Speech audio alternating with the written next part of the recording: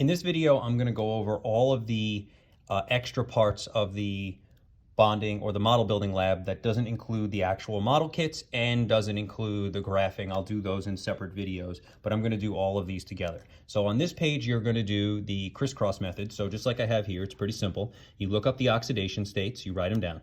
You ignore the charges, you reduce the numbers if possible, and then you crisscross. So Li's +1, I got it off the periodic table. F's -1, same place. Crisscross them, I get LiF. There's 2 atoms present, that's why it's a 2.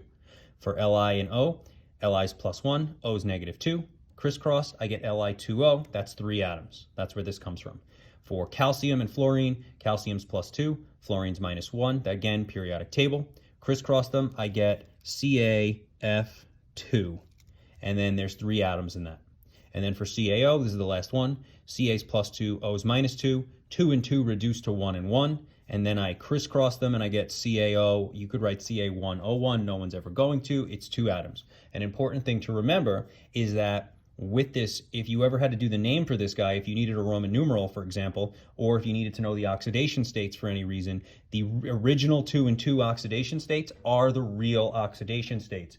But for naming, for formula purposes, they exchange 2 electrons each, which is why we reduce the numbers if possible. But in real life, if you're exchanging 2 electrons, you're going +2, and one is going +2, the other is going minus. But for crisscross method, it doesn't work out that way, which is why we reduce. But everything else, they are actually +2 and -2. So do be aware of that. For the next page, there's some pretty easy stuff here. For this page, we've done this a bunch already. You just look up the electronegativities, subtract them, you write them here, and then rank them. In other words, the biggest END would be number 1, and the smallest END would probably be ClCl, because that END would be 0, so that would be whatever the last number is, all right? But the rest, you're going to have to go to Table S and look them up. When you go to this bottom page right here, it's telling me what type of bond it is and why. So for the first one, I did a few. Br2, it's covalent. Why? It's a nonmetal and a nonmetal. I'm not even worrying about same or different for this part of it. It's covalently bonded. This one would be nonpolar covalent, but we're not getting into it. MgCl2, it's ionic. Why? Well, it's a metal and a nonmetal. And that's all you're doing. I'm going to jump down to the last one because both tends to throw people off. This last one is both. And the reason is because we have a metal-nonmetal bond, and then we have nonmetal-nonmetal bonds all in the same compound. And the reason why is C2H3O2 is a polyatomic ion. It's on our polyatomic ion table, and it's all nonmetals. So it is covalently bonded to itself. Then at some point, this molecule bonds to a sodium, which is a metal. So that's a metal bonding to some nonmetal. I don't really care which one it bonds to. They're all nonmetals. And so that creates the ionic bond. So this one does have both. Now we're going to go over the questions, and then that's it for this particular part of the lab. So for these questions, they're pretty easy. Water's H2O, and you have carbon dioxide CO2. They're both triatomic molecules. One's polar, one's nonpolar. Why is really the question. If you need help with that, draw the molecules out and apply SNAP, and then you should get your answer. If you don't know how to do that, go back to the video on molecule polarity and rewatch that, and then you can apply it here. Last couple questions. Rank the 3 molecules in order of general boiling point. So we have 3 molecules here, right? Basically what you're doing, there's no way of knowing the boiling point, especially if you can't look it up online. So that's not the important part, right? I could give you hypothetical molecules using fake elements, and then you can't look anything up because none of them exist.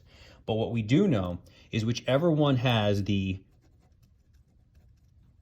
weakest intermolecular forces, I'm going to abbreviate it IMF, is going to have the lowest boiling point. So whichever one has the London dispersion forces, that's going to have the lowest. And whichever one has the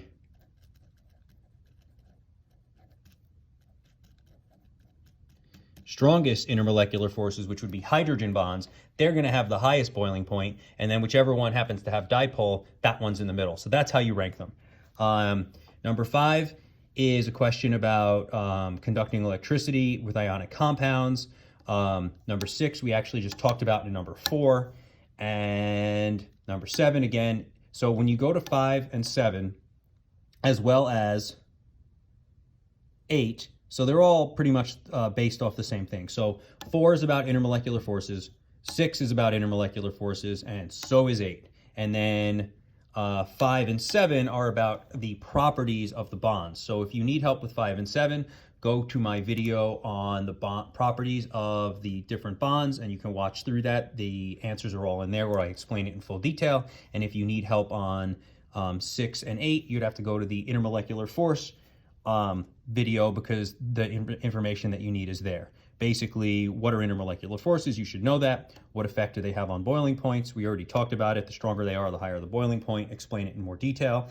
And then 8 is saying CO2 is a small molecule and its boiling point is negative 57 C. Yet H2O is a similarly small molecule and its boiling point is positive 100 C. So why is there such a big difference? And the answer has to do with their intermolecular forces and how they affect boiling points. I'm going to let you figure the rest out.